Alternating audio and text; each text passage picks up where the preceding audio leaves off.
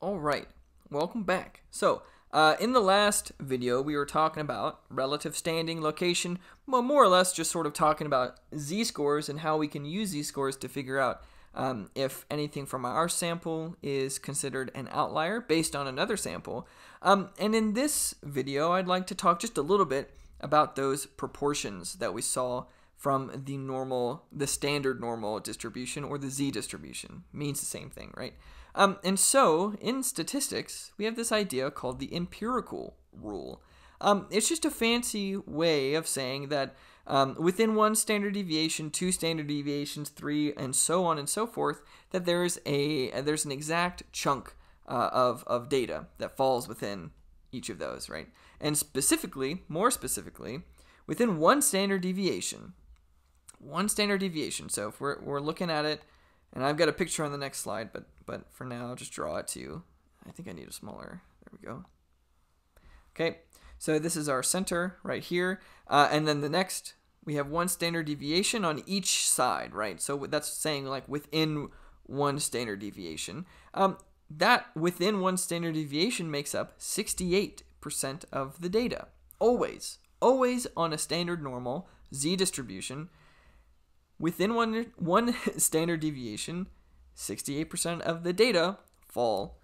And then, within two standard deviations, it contains 95% of the data. And within three standard deviations, contains 99.7% of the data. Four, we would just go so on and so forth, trying to find that area, right? And the reason why we have this, empirical rule, is because finding areas underneath curves is very difficult. If we're trying to do it mathematically, it involves a great deal of calculus, which that's not a prereq for this class. And even if it were a prereq for this class, I would not make you do it because it is not easy. It is not easy. But that's why we use these z-scores and this empirical rule, just to kind of simplify things up a little bit. And it is especially nice because we can get a nice figure that looks like this. Now, it's nice because we know that the standard normal distribution, or any normal distribution, regardless of where it's centered, we know that it's symmetric, right? So if it's true on one half, it's true on the other half. And if we were to take this whole, what this is doing here is just dividing this 68 by 2. Okay, so here we'll say, let me actually do this. What do I have? Let me do this. Let me put this on a whole new thing. Bear with me for a second. Sweet. Okay, cool. Okay, so empirical rule, we're going to be dealing with various types of percentage. Now, I'll zoom in here, and we see that, well, these values don't necessarily match up, right? We've got half. Well, that's fine. That's all this is doing. All this is doing is dividing everything in half. But let's take a closer look at it. So we have our center mu. That's cool. And then we've got one standard deviation below, one standard deviation above. That's fine. And then two below, two above, three below, and so on and so forth, right? So all we need to do is to say, okay, well, within one standard deviation, within this range right here, 34 plus 34, that's 68. Within two, within two, let me do it like this. Within two makes up, good Lord, I don't even need to do the math, because I know that by this empirical rule, empirical rule, sorry, slip of the tongue there, we know that within two standard deviations, it's going to be 95, right? And the further we go out, the more we start to incorporate. Nice and symmetric, right? And this, within three standard deviations, makes up, I guess I didn't zoom out far enough, but that makes up 99.7% of the data, right? And the further we go out, the more we start to incorporate, and the more we start to get closer to 100%. Okay, so that's really that. But we can also use this picture here, and I'm going to erase it. I'm going to erase it. We can also use this picture here to kind of figure out, you know, maybe the probability of something showing up somewhere, right? Now, I know what you're probably thinking. I know that you're probably thinking, well, what if I get a z-score, and I need to figure out the percentile that I'm in, and what if I get a z-score that's like right here? Okay, so maybe a 0.5. How am I supposed to figure out? How am I supposed to figure out what the heck the area is underneath there? Because that's going to be hard. And traditionally, oh man, traditionally people would make you use like what's called a z-table. That's a very archaic way of figuring out area, or at least approximating area underneath the curve. Instead, and I'll send you a link here, we're just going to use a calculator, a special calculator, because truthfully, z-tables should not exist anymore. They're old-fashioned, and we have computers that can just do a way better job at approximating area underneath a curve. So I'll show you that process here in an example in just a little bit, but just know that this is the general idea here, that we've got a significant chunk right here, a bigger chunk right here, and a bigger chunk right here, and they're all divided up by standard deviations, okay? And we can see the individual chunks right here. So maybe, what if, whoa, just as a quick example, just sort of off the top of my head, now that we're here, what if somebody asks us, well, what's the probability of grabbing something that's way out here, right? So up until 2 standard deviations, okay? Well, all we need to do is add up 0.15 plus 2.35, and that'll get us our probability. And I'll actually just crank that out real quick. Okay, and that makes up 2.5. So there's a 2.5% chance that we can grab something that's way out here. Okay, same thing over here on the other end, right? Totally symmetric, right? So whatever is true for any shaded area over here is also true for the symmetric side. So if we were to kind of flip this over here, kind of like a mirror almost, it's the same thing, right? It's the same thing. Okay, now the same can be said for the other way too. What if we said up until 2 standard deviations above the mean? So where our cutoff point is right here, I'll just draw. And then we want to figure out the probability of grabbing something, right? And all that's going to be is we just have to add up all of these values together, or since we're working in this idea of symmetry, working with this idea of symmetry, we know that this whole thing adds up to 1, right? Or 100%. Well, what we're left over with is this, right? So we could just do 1 minus, and then, let's see, 0.023, wait a second, 0.0235 plus 0.0015, right? So you kind of see what I'm doing. You can go about it various ways. Now, again, we have calculators that can make this job much easier. You just have to feed in a z-score that you got, and it'll crank out the probability or even the percentile, right? So it's as simple as that, and I'll show you that link here in an example. So we'll just leave it at that. But I have another example here just to kind of send this idea home, so you can get a little bit more comfortable with it. And let me change the color here. Okay, so for a standard normal, very important that we make sure that the distribution is specified. Okay, in this case, it's that standard normal, or this is just another word for the z distribution. Okay.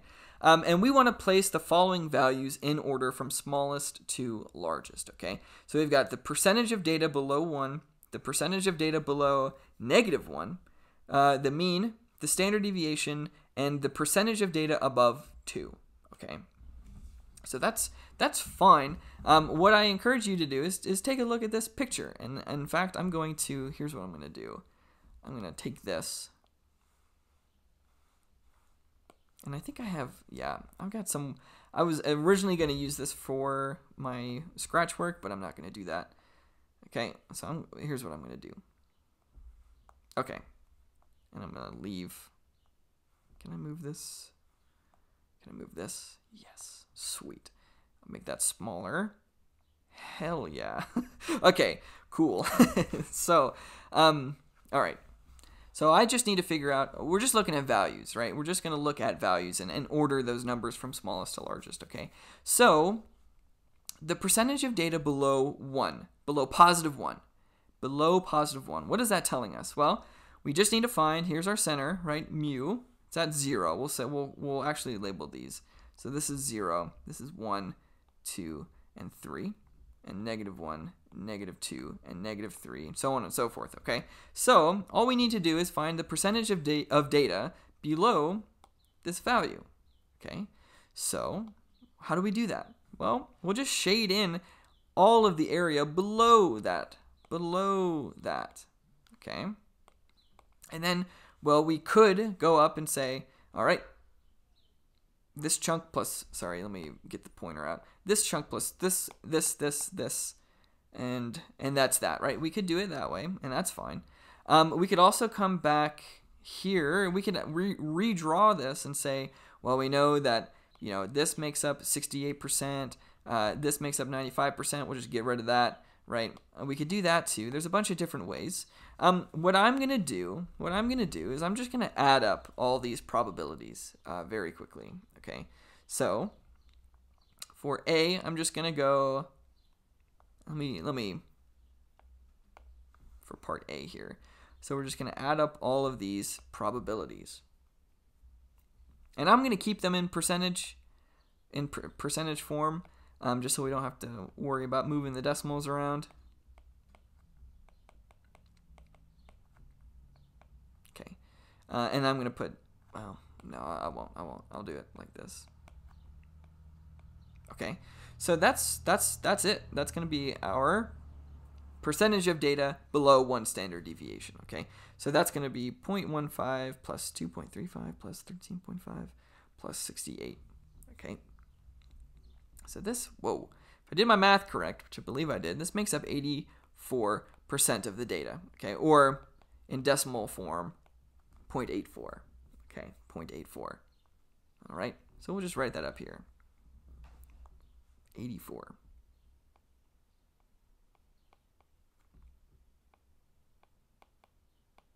Okay, same thing for B. We just need to do, and I'll erase this. This is very messy. Same thing for B, except we are now focused in this area and everything below it. Okay, so for B, it's going to be 0.15 plus 2.35, okay, and then plus 13.5, okay. So let's see, 0.15 plus 2.35 plus 13.5, okay, that's 16.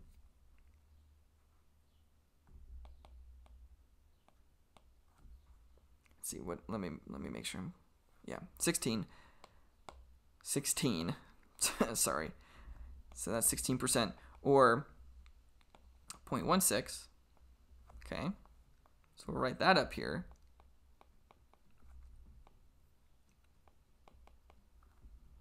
All right, what about the mean? Well, we know that on a standard normal or on a z distribution, same thing, right? We're saying the same thing. The mean is 0. So that's easy enough. All right.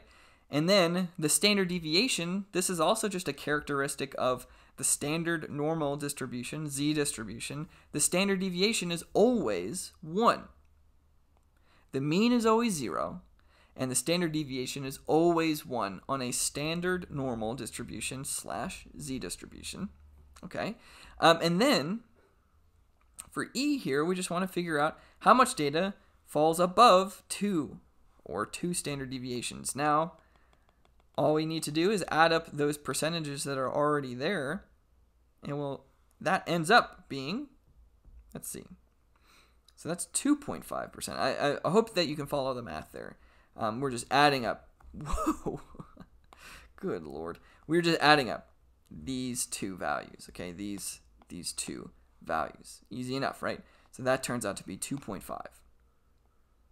2.5%, or let's see, 0.025.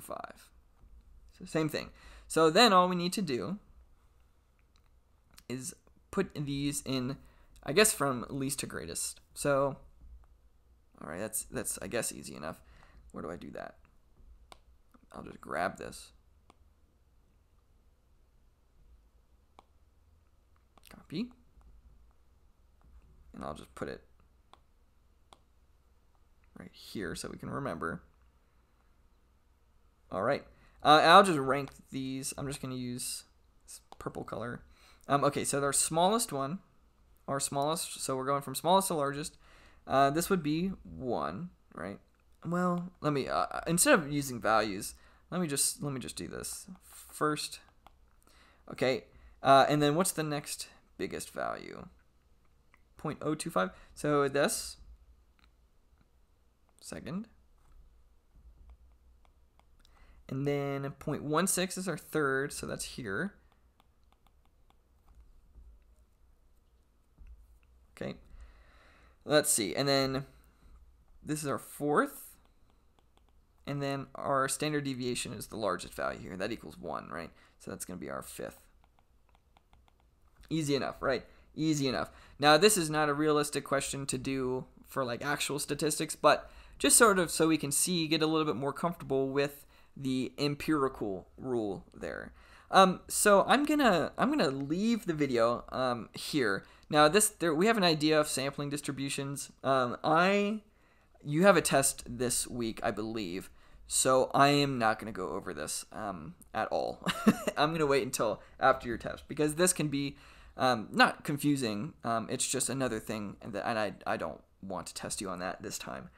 So for now, I'll leave it here, and I will see you in the next one.